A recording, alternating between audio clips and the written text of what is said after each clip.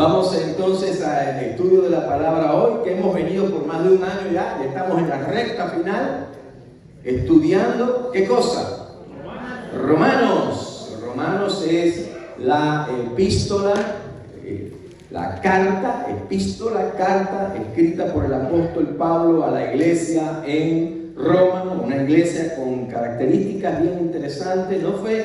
No hay récord histórico de que haya sido un apóstol, uno de los apóstoles, ni siquiera Pablo, quien estableció, quien formó, quien fundó la iglesia en esa localidad. No hay récord histórico. Se cree que por la evidencia que esta iglesia fue plantada por gente común y corriente, cristianos quizás que en el día de Pentecostés en Jerusalén, luego que tuvieron que salir después de la conversión de los miles de personas en aquel día y la multiplicación de la iglesia en Jerusalén, luego que tuvieron que salir cuando la persecución, quizás algunos cuando regresaron a Roma e hicieron lo que cualquier cristiano normal hace cuando sale de una ciudad a otra. ¿Qué hace?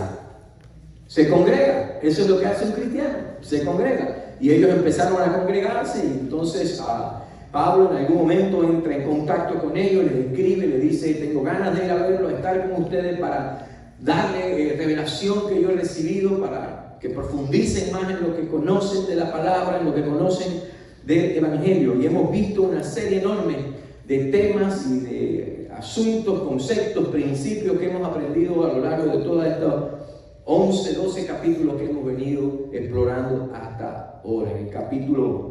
En la primera mitad vimos todo lo que tiene que ver con la salvación, desde el momento en que la persona invoca al Señor Jesucristo por la fe para salvación y todo lo que pasa en la persona, la justificación. La justificación es el acto soberano de Dios por el cual Él declara justo a una persona que era injusta. Eso es la justificación.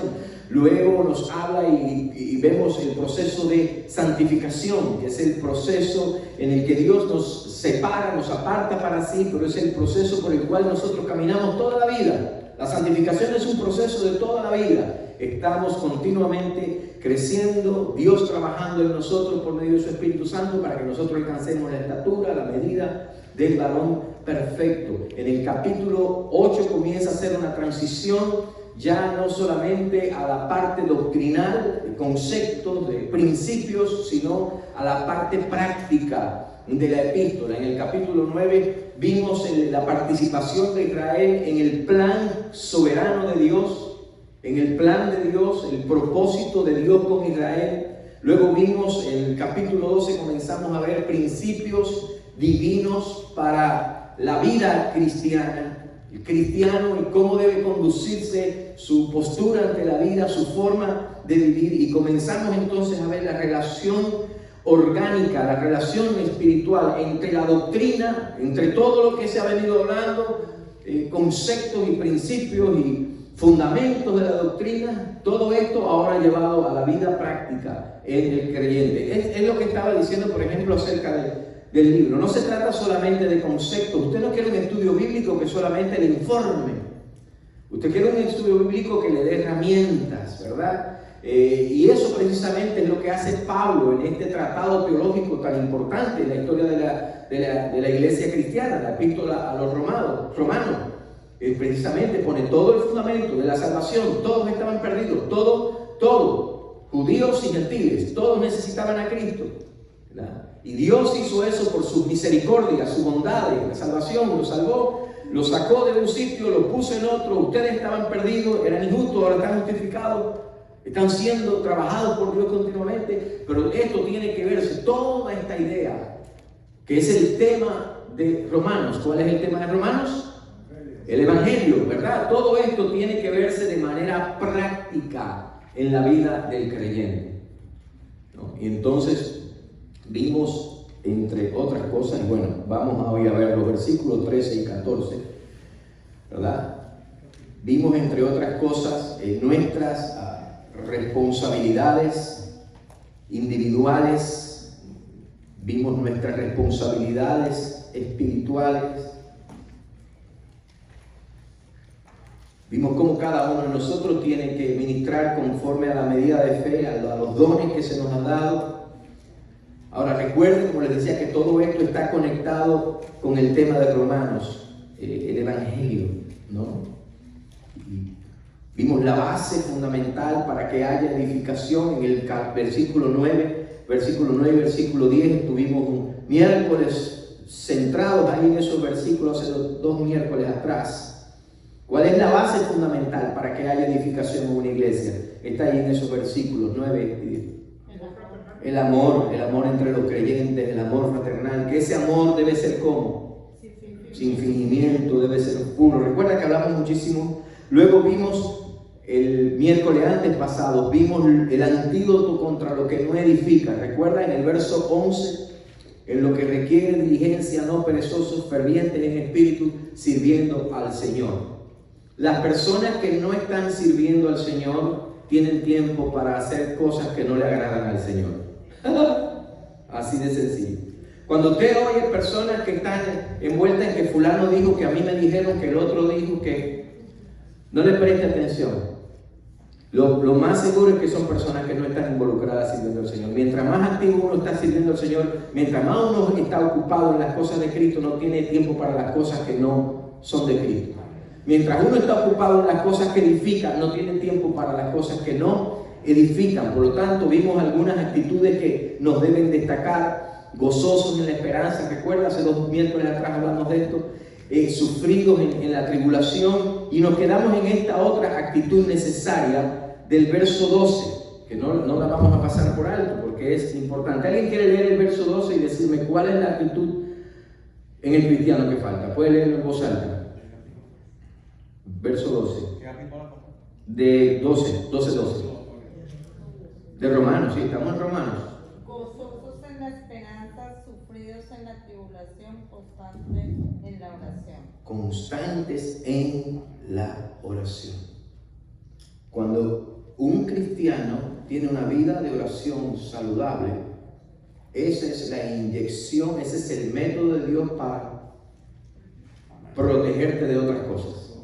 ¿No? Una actitud necesaria, dice, constantes en la oración.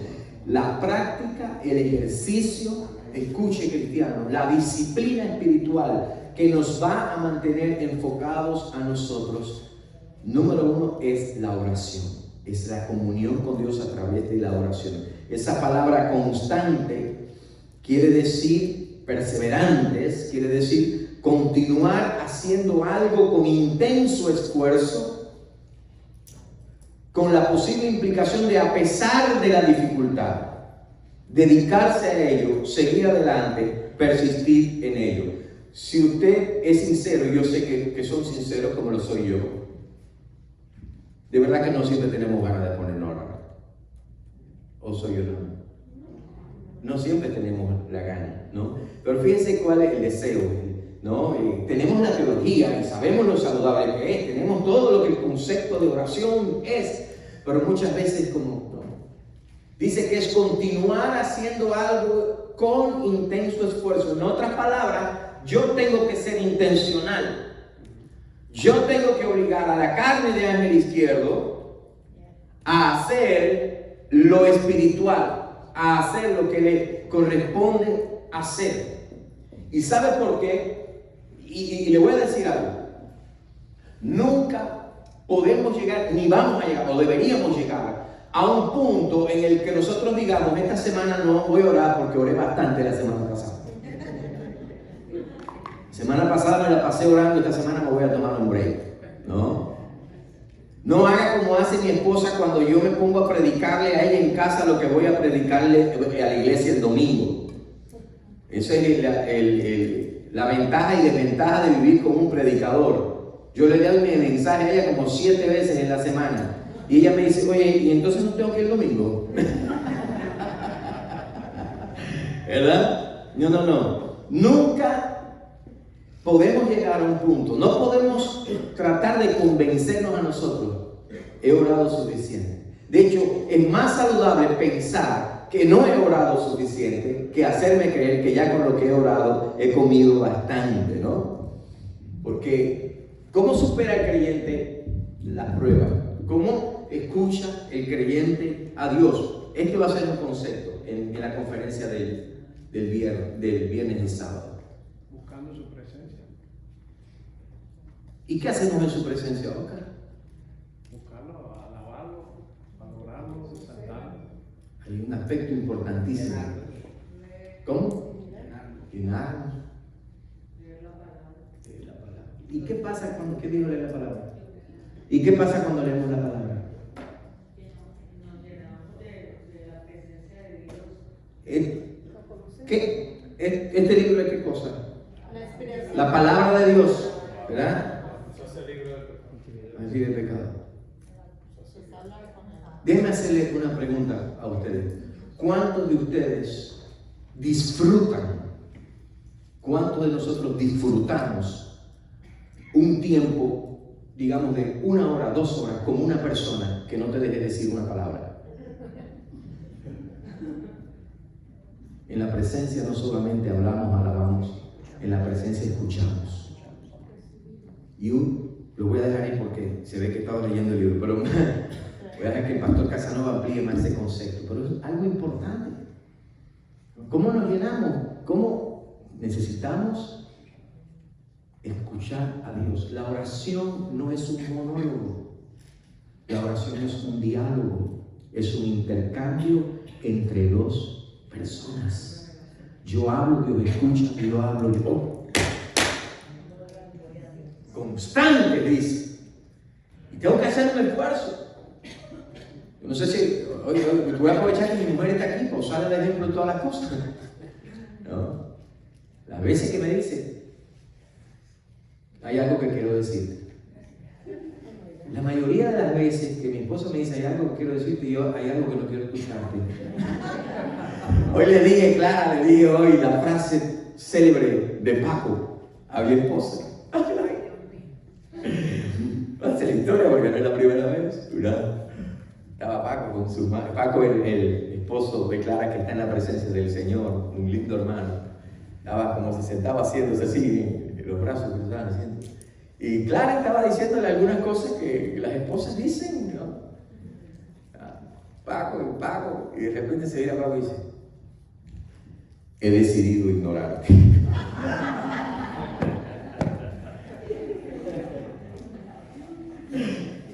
Usted no sabe lo que hizo Paco con esa frase, mira, porque este es el lema favorito de esta mujer. Cuando me dice, ella dice, voy a decirte como Paco, he decidido ignorarte. No siempre tenemos el deseo de escuchar, ¿verdad? Pero la oración tiene que ser constante porque nuestra comunión con Dios ha de ser constante porque escuchar a Dios es vital para nuestras vidas. Amén. Por lo tanto, no voy a abundar mucho en esto porque el viernes y sábado vamos a estar recibiendo enseñanzas en esto ahora. Pero miren, el creyente necesita la oración, sabemos. De hecho, una de las cosas que más se habla, uno de los temas que más se habla en la iglesia, en cualquier iglesia, es el tema de la oración, ¿no? Alguien dijo en una ocasión, si nosotros oráramos tanto como hablamos de la oración, tendríamos una vida de oración fuerte, ¿no? Pero el Señor, el creyente necesita estar en constante comunión con el Señor, dependiendo del Señor para todo en su vida. Necesita dedicarse a ello, persistir en ello, perseverar, ser constante. Ahora mire cómo todo, ¿no? Especialmente en las pruebas y los desafíos de la vida, mire cómo todo encaja. Verso 13, mire cómo el Espíritu Santo guía a Pablo a conectar una idea con la otra de una forma tremenda. ¿Alguien quiere leer el verso 13 en voz alta? Compartiendo para las necesidades de los santos, practicando la hospitalidad. Ok, ahora vamos a ver todo el concepto. Mire esto, porque de repente parece que hay un cambio ahí, ¿no? Pablo está diciendo, inspirado por el Espíritu Santo, que el amor tiene que ser sin fingimiento, que debemos considerar a los demás como superiores a nosotros mismos, que debemos poner a los otros en primer lugar, que debemos ser diligentes en las cosas que requieren diligencia, no ser perezosos. Recuerda que hablábamos de eso, hay que ser diligente, no te puedes dormir, no puedes ser perezoso, ¿no? Que debemos estar, luego dice, gozosos en la esperanza, sufridos en la tribulación, constantes en la oración, y luego añade esto, y compartiendo para las necesidades de los santos. Práctica. ¿Cuál es la forma práctica de ver este amor sin fingimiento? ¿Se da cuenta cómo lo lleva a la práctica? Pablo dice, este amor se ve de esta manera. ¿Cómo se ve? ¿Cuál es la evidencia de que yo estoy poniendo a otro primero? ¿Cuál es la evidencia de que estoy dando prioridad a otro? ¿Cuál es la evidencia de que yo estoy siendo diligente en lo que requiere diligencia, como decíamos hace 2 semanas atrás? ¿Cómo se ve? Dice, bueno, una forma en que se va a ver es que usted comparte para las necesidades de los otros, de los santos. Practica la hospitalidad. El creyente debe ser diligente en compartir para las necesidades de otros creyentes. Mire, le voy a contar un testimonio, que no es noche de testimonio, pero voy a dejar que la próxima vez que tengamos reunión, alguien de los que participó del testimonio. Pero este martes en la madrugada los caballeros nos reunimos a orar, un grupo, ¿verdad? Por WhatsApp. Y el hermano Wilmer trajo una petición de oración. Dijo, conocí una señora con su hijo que está en una condición que nosotros no podemos describirla sinceramente. Usted no puede creer que alguien en Estados Unidos viva en esa condición. Es increíble. Para colmo, en medio de toda la crisis, sin aire acondicionado. Una señora mayor ya. Vamos a orar. Constante en la oración. Oramos por la señora. Después de eso me acordé y aquí me le adelanté ni le pedí permiso al Ministerio de Propiedades de la iglesia. Pero me inquieté porque yo he visto Luis y Domingo, está ahí todavía para que no se asusten, pero yo vi, y le dice a Gary por favor, yo he visto que en la casita de acá atrás hay un aire acondicionado viejo que no se está usando, ¿cierto? Y le mandé un mensaje al grupo y dije, hermano, hay un aire acondicionado en la iglesia, ¿sabes? No se está usando, está guardado y capaz que nunca lo vamos a usar. ¿Ustedes tienen planes de usarlo? ¿No? Es bueno porque lo necesitamos para otro cuarto de la señora. Ya lo pedimos, ¿viste? Ya no te olvido, ya tenemos el otro. No lo tuvimos que usar porque el hermano Rafael dijo, yo tengo un aire. Wilmer dijo, yo lo instalo. Yo le dije, yo te ayudo. Y lo ayudé fuertísimo porque yo fui a buscar a Josué para que Josué lo ayudara. No, yo lo ayudé, yo fui el que le di el aire. Lo ayudé. Yo estuve allí, yo ministramos a la señora y todo. ¿No? Yo te ayudo. Y Wilmer se quedó pensando, este pastor es trabajador. Cuando fue que le dijo, Josué, hace falta instalar lunero.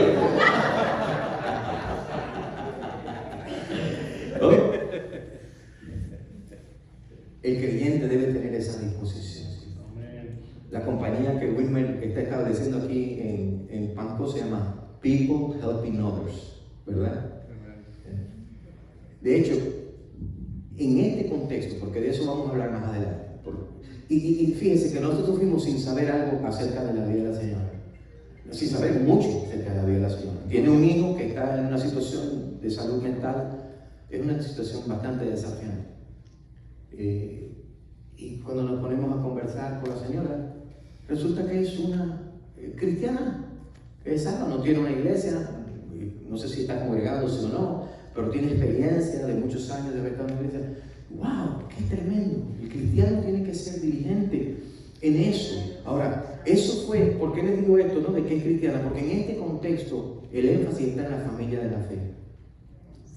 En la familia de la fe. De hecho, Gálatas 6:10, hay gente que buscar Gálatas 6:10 para que miren qué interesante ese versículo. Gálatas 6:10, alguien lo busque rapidito. El primero que lo encuentre se para y lo lee en voz alta con trompeta de Dios. Gálatas 6:10. Dice, así que según tengamos oportunidad, hagamos bien a todos y mayormente a los de la familia de la fe. ¿A cuánta gente hay que ayudar? A todos. ¿Y qué dice después de todo? Mayormente a la familia de la fe. Pablo tenía eso claro y ahorita vamos a ver cómo aplica eso en la iglesia local. Y eso fue, no sé si usted recuerda, hace 3 semanas atrás que el hermano Hernández hizo compartió una observación y dijo, el hermano Hernández dijo que deberíamos preferirnos, darnos preferencias a nosotros, a los de la familia de la fe. No está incorrecto, eso realmente es. No estoy diciendo enfócate solamente en la familia de la fe, en local, los cristianos o los cristianos en tu localidad e ignora a los demás. No está diciendo eso, dice, pero préstale atención a los que están en tu medio. Ahora, déjeme decir una pregunta. ¿Cuál es una palabra clave ¿Cuál es una palabra clave en ese versículo? Romanos 12:13. A ver, dígame una palabra clave. Levante la mano. Compartiendo. Hospitalidad. ¿Cómo es? Practicando. Santo. ¿Otra?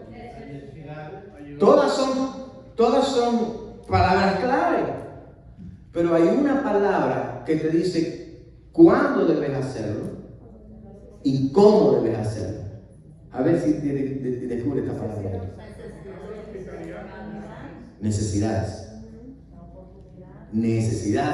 Usted busca la oportunidad donde hay una necesidad y Dios le va a llevar y le va a mostrar necesidades. No dice compartiendo para los lujos de los demás.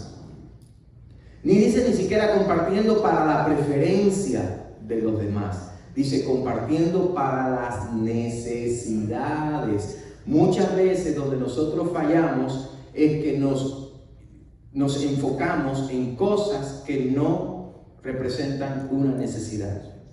Y nosotros tenemos que tener discernimiento, porque si usted quiere ayudar a otro, quiere bendecir a otro, quiere compartir con otros, quiere repartir a otros. José Martí, volviendo al poeta nacional de Cuba, dijo: el hombre es más útil. A ver los cubanos, caballeros, cosa más grande. Los cubanos, a ver, repita conmigo: al combate. El hombre es más. No, lo que pasa es que ellos son más jóvenes que yo, los dos. Y esto fue de la época mía. Disculpe, a mí, de José Martí, lo que más me enseñaron fue los zapaticos de rosa. Los zapaticos de rosa. Hay sol bueno y mar de espuma y arena fina y pilar. Quiere salir a estrenar su sombrerito de pluma. Vaya la niña, bueno, por ahí seguimos. Otro día le damos, en el día de la hispanidad. No. ¿Se me olvidó lo que estaba diciendo? El hombre es más útil, mira cómo le he cubanizado yo. Donde es necesario. Allí donde es más necesario. ¿Ya? Entonces, usted es útil donde está la necesidad. Y tenemos que tener discernimiento en eso. Alguien dijo, de hecho, el comentario Matthew Henry dice: el cristianismo es una fe de mano abierta, de corazón abierto y de puerta abierta. Y le voy a decir algo más: y de ojos abiertos. Porque tiene que ver la necesidad, tiene que identificarla, ¿no? El creyente debe ser generoso, compartir con los necesitados. Él debe compartir, quiere decir distribuir, quiere decir repartir. Compartir para satisfacer la necesidad de otro. Qué tremendo que ayer nuestro hermano dijo: yo tengo un aire. El pastor dijo: en la iglesia tenemos uno, yo lo regalo y después que me las arreglo con Luis Domingo, ¿no? Compartiendo. Mira lo que quiere decir esa palabra. Compartir, a ver si la tengo aquí. Bueno, no la tengo, pero se la digo. Compartir las posesiones de uno con la implicación de algún tipo de participación, sí lo tengo ahí, con la implicación de algún tipo de participación conjunta o interés mutuo. Compartir. Los creyentes nos amamos. Recuerda hace 2 semanas atrás, con amor estorge, amor de familia. Nos amamos con el amor filial, el amor de compañeros, de hermanos. Como decía nuestro hermano Manuel hace un ratito, nos amamos con el amor ágape, el amor en su máxima expresión y extensión, el amor de Dios. Somos familia, tenemos afecto en común, tenemos una relación espiritual afectiva, debemos sentirnos así y vernos así. Por lo tanto, hay una participación conjunta. Los creyentes tenemos un interés mutuo, tenemos el reino como nuestro interés, tenemos las cosas de Dios como nuestro interés. Somos parte de una misma familia, tenemos un mismo Padre, tenemos un mismo Redentor, tenemos un mismo Espíritu Santo. Por lo tanto, esto es fuerte. Compartimos. Ahora, recuerden que aquí les decía, está hablando de nuestra relación con otros creyentes, nuestras responsabilidades como miembros de un mismo cuerpo, miembros de una familia espiritual.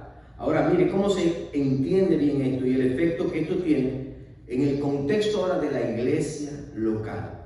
Porque en esta porción además de los principios para las relaciones de los creyentes, las relaciones interpersonales, y hoy no vamos a terminar, porque esto sigue, el tema sigue, ¿no? Romano hoy nos está hablando a todos los creyentes, eso es obvio, es la palabra de Dios. Pero en el momento que Pablo escribe, la carta va dirigida a una iglesia local.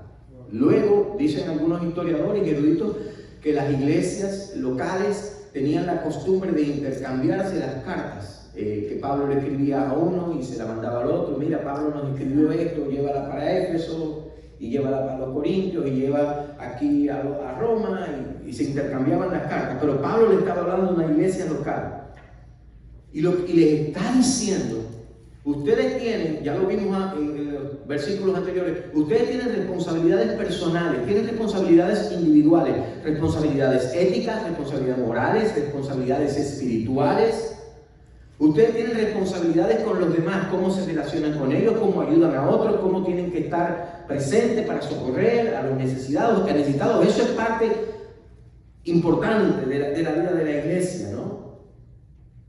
Ustedes tienen responsabilidades con el funcionamiento entre ustedes, pero ahora nos lleva a otro punto. Ustedes tienen responsabilidades en el ámbito de una iglesia, de su iglesia local. Le está hablando, cuando le escribe, le está hablando de la iglesia local. Y todo lo que le está diciendo, esto pónganlo en acción. Estas son actitudes que tienen que estar presentes. Estas son características que deben destacarse en ustedes. Está diciendo, en ustedes, en los romanos. Cuando la iglesia en Palm Coast en el 2023 lea la carta, le va a tocar a ellos, pero ahora le estoy hablando a ustedes. Así que esto nos habla a nosotros también como iglesia local. Ahora, fíjense que Pablo aquí empieza a hablar a los creyentes de lo que dice la pantalla, de sus responsabilidades corporativas, en otras palabras, responsabilidades colectivas. Y nos toca preguntarnos si nuestra iglesia, si nuestro hermano, y es lo que Pablo le está diciendo, si esta familia de la fe es prioridad, si es prioridad, si nuestra obra local es prioridad. Ahora, yo le pregunto, ¿cómo sabemos nosotros cuando para una persona, un creyente, la iglesia local es su prioridad? ¿Cómo se ve? ¿Cómo yo sé que la iglesia es prioridad para alguien? A ver. Servicio, sirve en ella, participa. ¿Qué más? Dedica tiempo, su tiempo. ¿Qué más? Compromiso. Su compromiso. ¿Qué más? Dedicación. ¿Qué más? Busca cómo apoyar la iglesia. Busca cómo apoyar la iglesia. Voluntario, digamos. Es voluntario, sirve, participa. ¿Qué más? Monetariamente. Financieramente, ¿verdad? Apoya ahora, es prioridad. Aquí doy. ¿Y cómo espiritualmente? ¿Qué dijo espiritualmente? ¿Ya? ¿Verdad? ¿Cómo dijo que dijo Rafael? Orando, por medio de la oración. Usted quiere saber si en la vida de un creyente su iglesia local es prioridad, escúchelo orar. Escúchelo. Vea, si usted sabe si usted, la iglesia es prioridad, piense cuánto usted ora por la iglesia, cuánto ora por los hermanos. Piense en la participación, en el involucramiento, en todos los aspectos, incluyendo lo que decía la hermana Luz, financieramente. Lo sabemos, por la forma en que nos involucramos, por la forma en que participamos, por la forma en que damos, por la forma en que oramos. Lo sabemos. Ahora, ¿cómo yo sé que mi familia es prioridad? Mi familia, estoy hablando Zulema, Mateo, Marcos, Angelí, y porque está aquí Josué.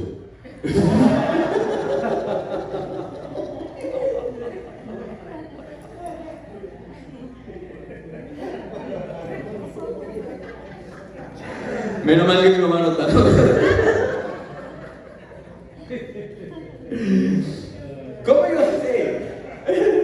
¿Cómo yo sé que mi familia es prioridad? ¿Cómo se ve eso? ¿Cómo yo sé que alguien considera a su familia como necesaria e importante? ¿Cómo yo sé que para esta persona su familia es importante? A ver. Amor. ¿Y cómo se ve eso? Acciones. ¿Verdad? La mejor manera, la mejor evidencia es cómo me involucro, cómo participo ¿Cómo actúo? Otro aspecto, a ver, ¿cómo yo sé que para una persona su familia es la prioridad y es importante? A ver. ¿Nadie? ¿Se anima? Porque compartimos, convivimos. En la clase del domingo hablábamos acerca de la membresía en la iglesia, en la escuela dominical, en el grupo que nos toca acá, abriendo la Biblia, y decíamos, hay dos cosas importantes para el buen funcionamiento de cualquier familia, incluyendo la familia espiritual que es la iglesia: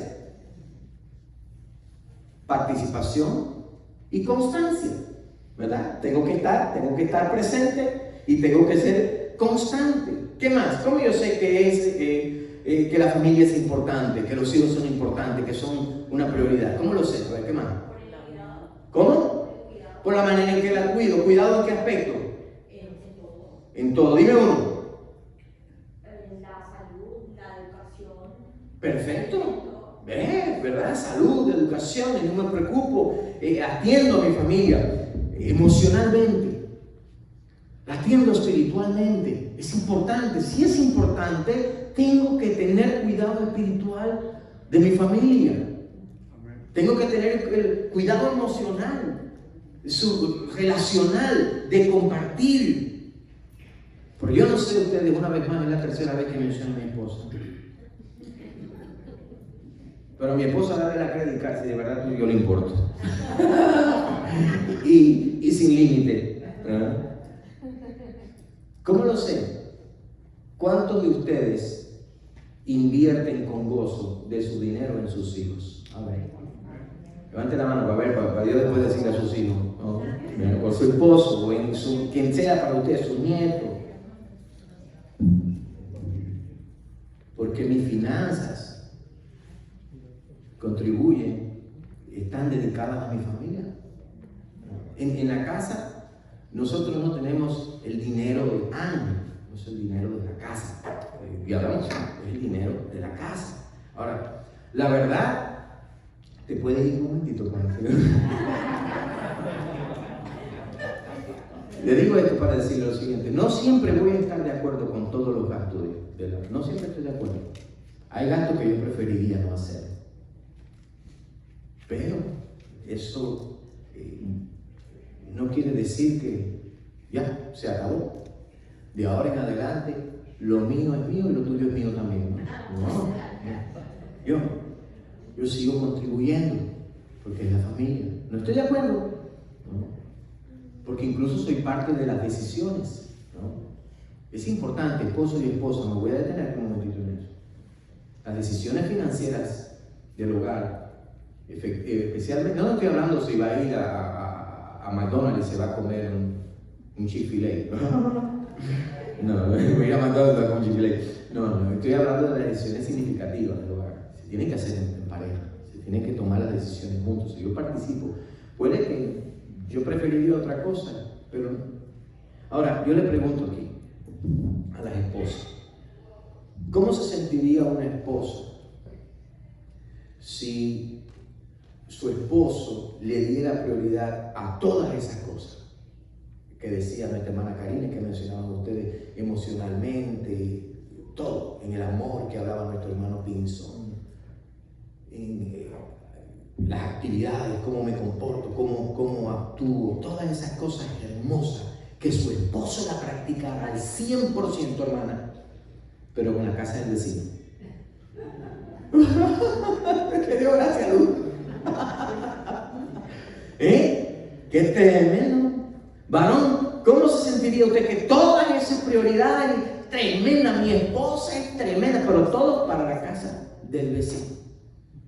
Esposo, y que el hombre que, pero bueno, es que el vecino tiene más necesidades que nosotros. ¿Y qué le va a decir la esposa? Pero esta es tu familia, esta es tu casa, esta es tu prioridad. No es que no lo vamos a ayudar, pero todo tiene su momento y su forma. Porque nosotros también tenemos nuestras necesidades dentro del núcleo familiar. Hay que comprarle zapatos a los niños, hay que pagar la corriente, no sé, hay que pagarle al que pela el perro, yo no sé.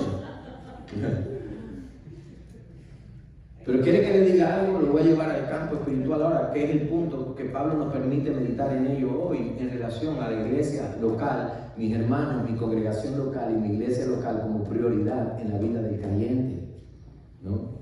Le voy a decir, porque esta historia del marido que presta mucho cuidado a la casa del vecino, y déjenme decirle, yo no sé cómo está vivo ese tipo,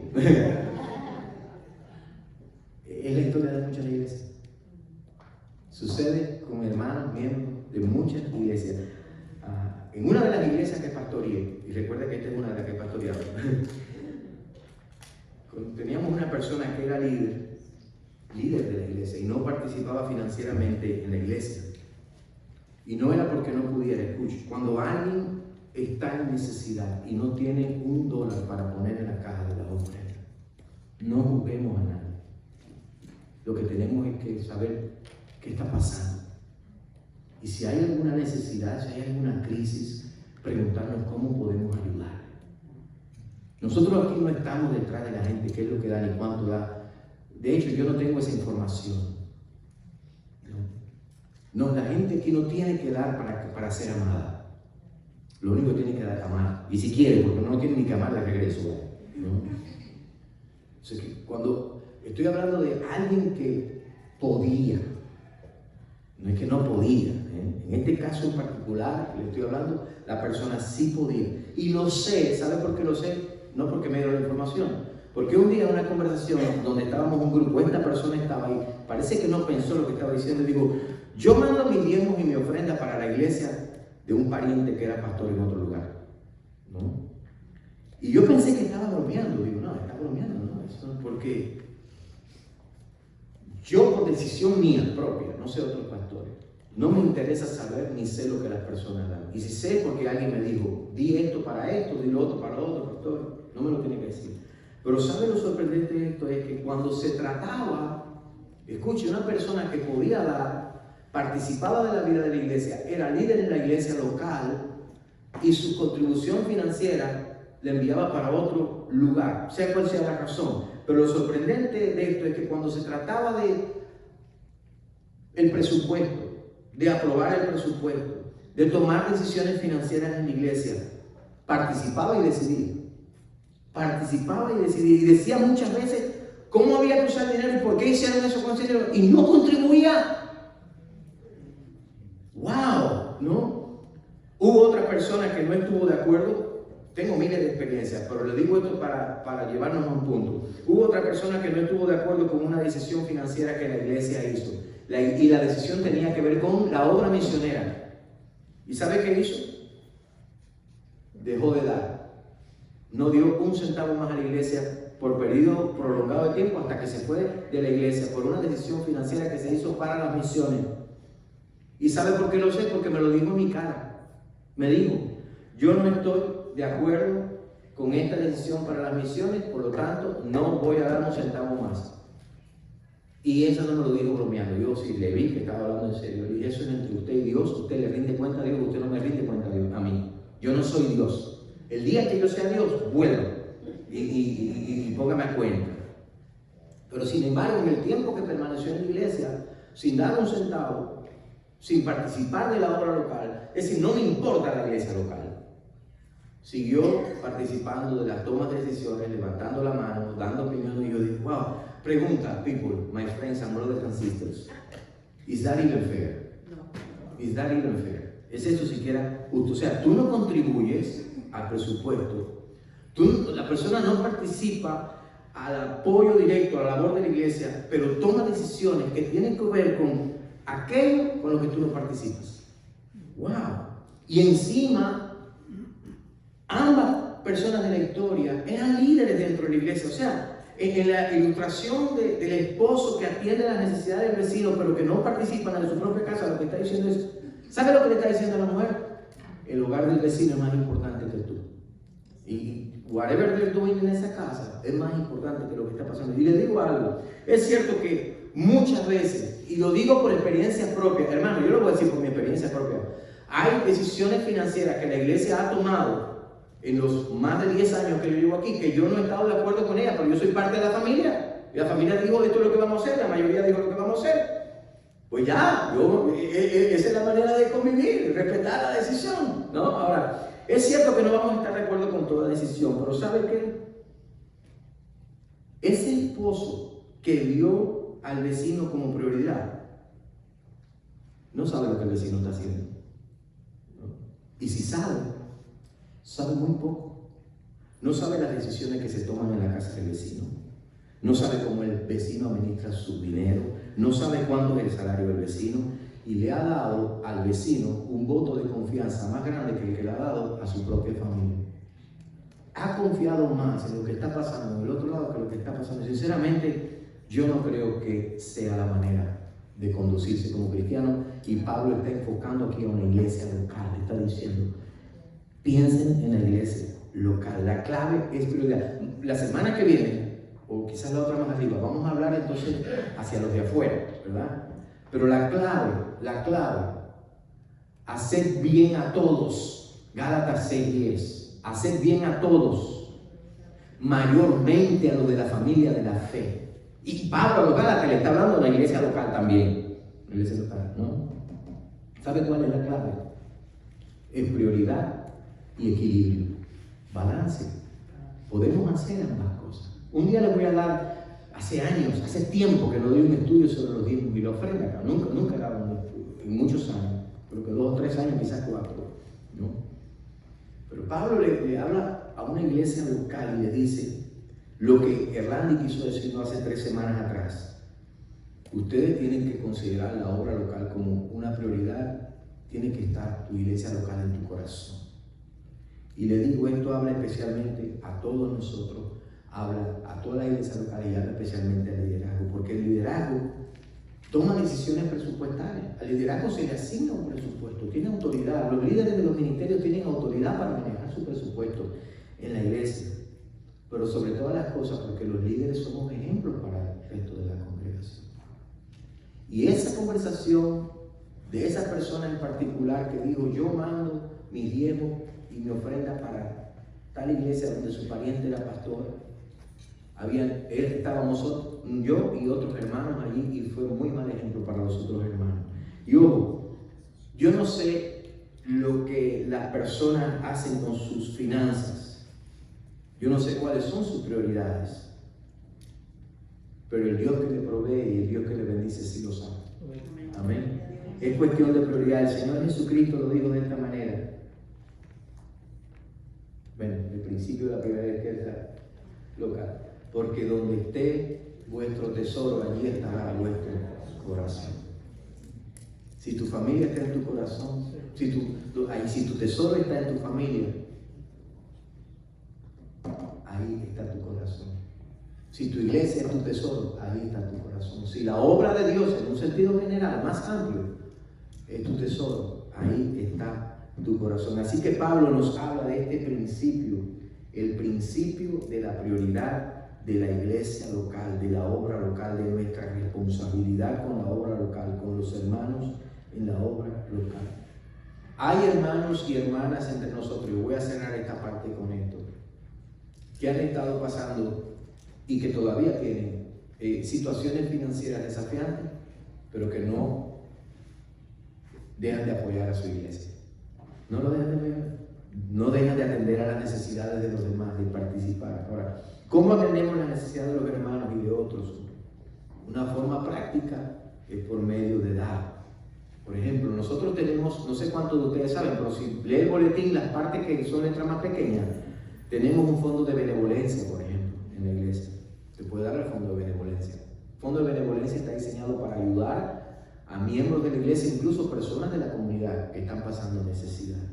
Ahora, pero Pablo habla de otra cosa, no solamente habla de eso, habla también de la hospitalidad. Hospitalidad. ¿Qué quiere decir? Está practicando la hospitalidad. ¿Qué quiere decir? Hospitalidad, recibir y mostrar hospitalidad a un extraño. Mira dónde lo lleva Pablo ahora. A un extraño, es decir, a alguien a quien no se considera miembro de la familia extensa o amigo íntimo. Mostrar hospitalidad, recibir a un extraño como invitado, hospitalidad. Es decir, la hospitalidad no es invitar a alguien solamente en el concepto bíblico judío. No era decir a alguien, ven y tómate un cafecito aquí, un tecito, vale, te veo después. Los tiempos del Nuevo Testamento, la hospitalidad era una necesidad muy común. Las personas viajaban de un lugar a otro y no se viajaba a la velocidad que se viaja hoy en día. Y a veces estaban en un lugar donde tenían que quedarse. ¿Y qué pasaba cuando un creyente llegaba a un lugar, ya fuera que estaba de pasado o que se iba a quedar? ¿Qué pasaba? ¿Quién le recibía a ese creyente? ¿Quién tenía que recibirle? La iglesia, los cristianos en esa ciudad. Ahora recuerde que la iglesia, ¿dónde se reunían? No tenían templo, no tenían edificios. ¿Dónde se reunían? En casas. Entonces, ¿qué quiere decir eso? Hospitalidad, practícalo, extraerlos a tu casa. Pero esto es algo que en el concepto incluso social judío se promovía y se practicaba. Era tan importante que Pablo lo destaca cuando escribe a Timoteo en una de sus epístolas, en 1 Timoteo, como una de las cualidades. ¿Sabe que una de las cualidades de un obispo o un pastor, de acuerdo a 1 Timoteo 3:2, tiene que ver con la hospitalidad?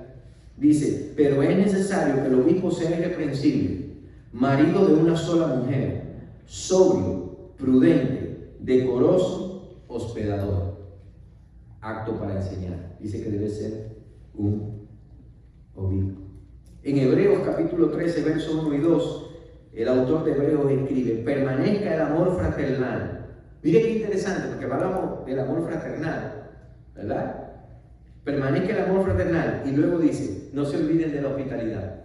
¿Ah? Porque por ella, es decir, por la hospitalidad, algunos, sin saberlos, hospedaron ángeles. ¿De quién está hablando? Génesis 18. Léalo después. Abraham. ¿Recuerda? ¿Ah? No sabía, pero porque fue hospitalario, hospedó hasta ángeles, ¿no? Ahora, en 1 Pedro 4:9 dice, hospedaos los unos a los otros. Pero Pedro sí, duro el brother, porque dijo, hospedaos los unos a los otros, sin murmuraciones. Ay, fulano vino y se quedó 4 días en mi casa, pero si tú supieras. En el momento en que hicimos eso, el fruto, el gozo y todo lo demás alrededor de la hospitalidad se fue con eso, ¿no? El cristianismo es una fe práctica. El Nuevo Testamento no es simplemente un repertorio de principios generales. Los principios divinos tienen un propósito, que los apliquemos a nuestra vida y que los vivamos. El nuevo mandamiento de Jesús a los discípulos, ¿qué cosa es? El amor. Esa es la mayor de las virtudes. La suma y el resumen de las leyes de Dios están ahí, comprensada en el amor.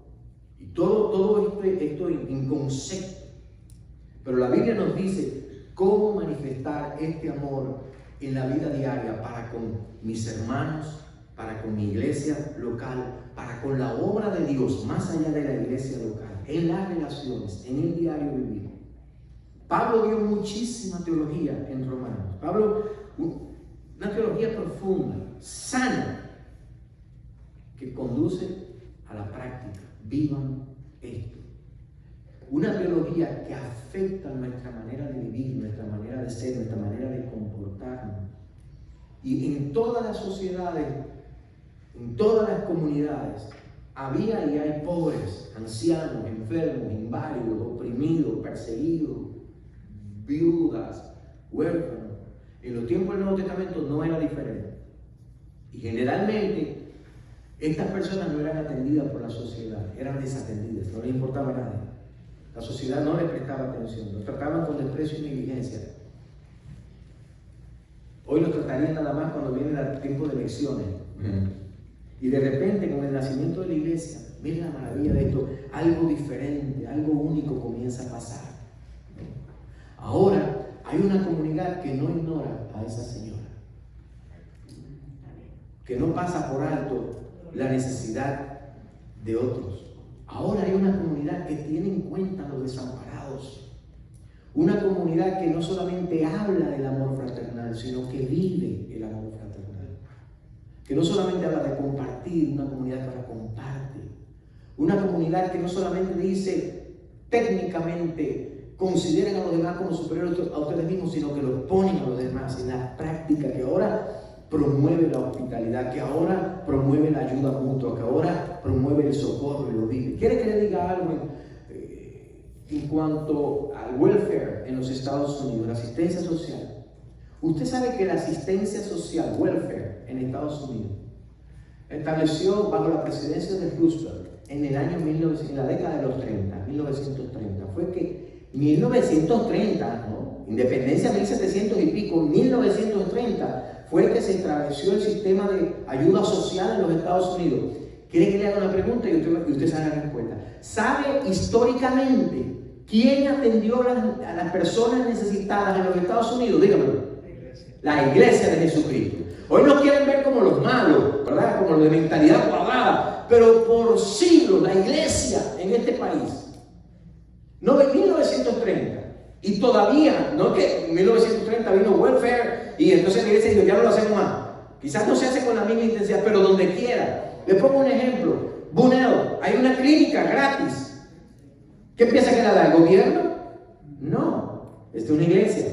Y donde quiera. Nosotros, por la gracia de Dios, cuando estábamos en Port Salerno, Stuart, pastoreando allá abajo, Dios nos dio y no se lo voy a contar porque es muy largo, la bendita oportunidad de establecer en la propiedad de la iglesia, en nuestras instalaciones, una clínica dental gratis para la comunidad.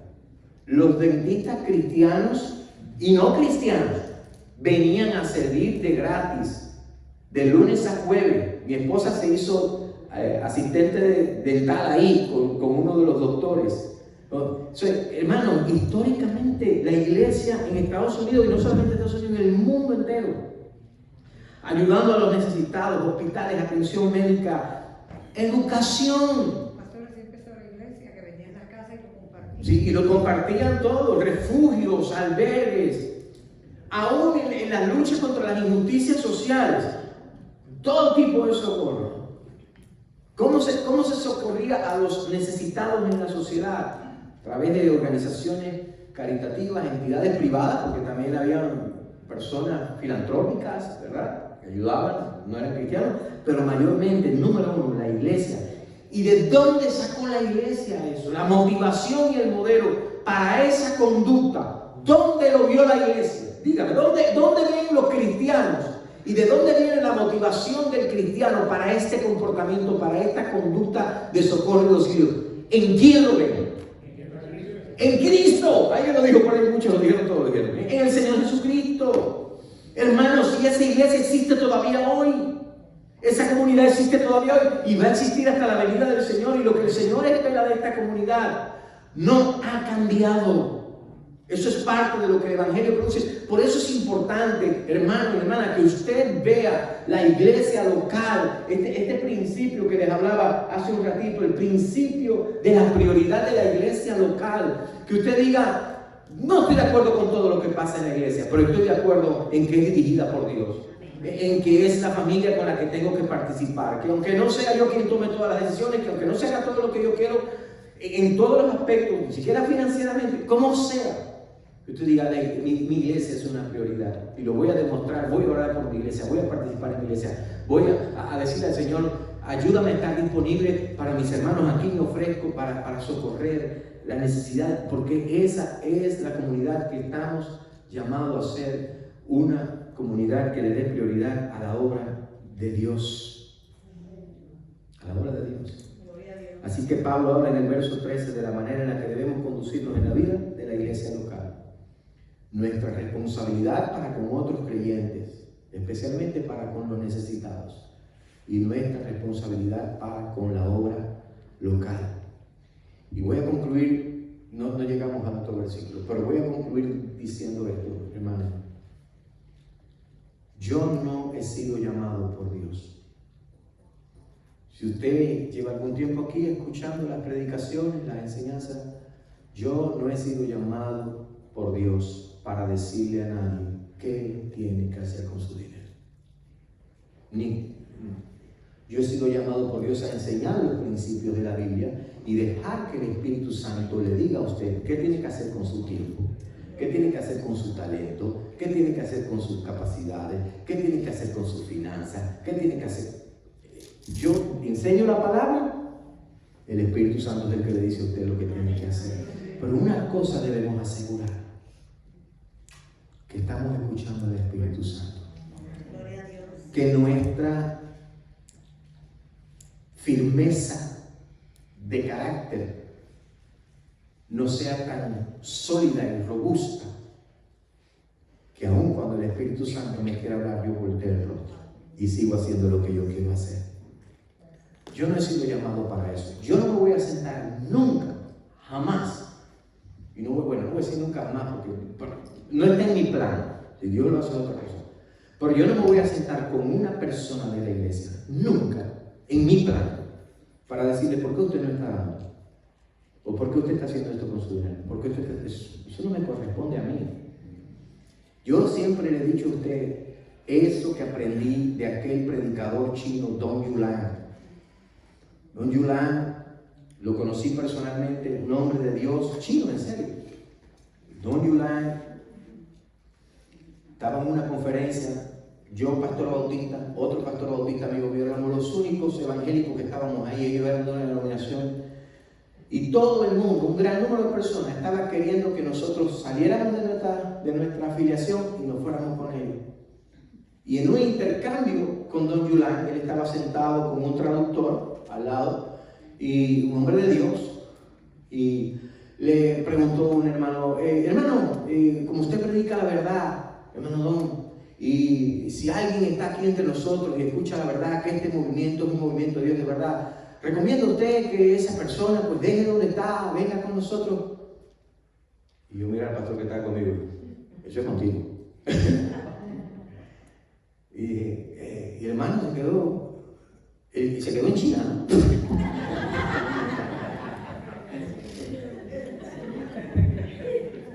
Literalmente.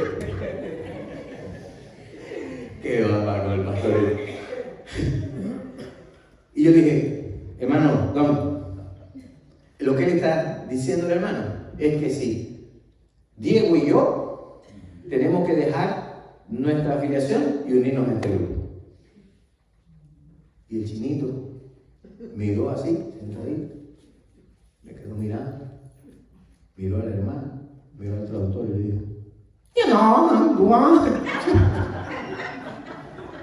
espérate que voy a traducir. Y le digo, ellos tienen un Cristo vivo dentro de ellos que le dicen lo que tiene que hacer. Alabado sea el nombre del Señor. Aleluya. Y ellos están donde ese Cristo vivo dentro de ellos le ha dicho que tienen que estar. Yo no le voy a decir a nadie qué tiene que hacer. Yo te voy a enseñar la palabra, te voy a dar los principios que son bíblicos. En la iglesia local es un principio. Todo esto que hemos hablado está en la Biblia. Pero hay uno solo que puede convencer. Déjeme decirle, le voy a decir algo. Si alguien te convence para que tú hagas algo, alguien que no sea Dios, el Espíritu Santo, para que tú hagas algo que tú no quieres hacer, pero tú eres convencido por esa persona para que lo hagas, adivina qué, otra persona te puede venir y convencer para que no lo hagas. Pero cuando el Espíritu Santo te convence, vamos iglesia, bendito sea el nombre del Señor. No tengo que convencer a nadie, yo oro, punto. Yo pongo a las personas en las manos de Dios. Ahí está, Padre, encárgate tú, encárgate de tu iglesia. A fin de cuentas, el que pagó el precio en la cruz del Calvario fue Jesucristo, no fui yo. Es tuya, no es mía. Bendito sea el nombre del Señor. Aleluya. Tú pusiste la orden, tú ordenaste que viniera el delivery. You take care of it. Iglesia, necesitamos aprender a vivir por ese principio. No nos metamos. Usted está preocupado con las decisiones que alguien está tomando. Ore por esa persona. Dígale al Espíritu Santo que le convenza. Y cuidado. Pregúntele. De repente usted dice, yo voy y le voy a decir. Pregúntele a Dios. Generalmente, cuando uno es impulsivo, tú no eres la persona. No deberías hacerlo. Pero pregúntele a Dios. Señor, ¿tú quieres que yo sea tu mensajero? Deja que sea Dios. Pero aún aunque usted le vaya a comunicar un mensaje de parte de Dios, bíblico, espiritual, usted no convence a nadie. Porque si usted lo convence de algo que no quiere hacer, otra persona puede venir y convencerlo de que haga lo contrario. Pero cuando el Espíritu Santo convence, no hay quien te arranque de ahí. Ponte de ti, bendito sea el nombre del Señor. Aleluya.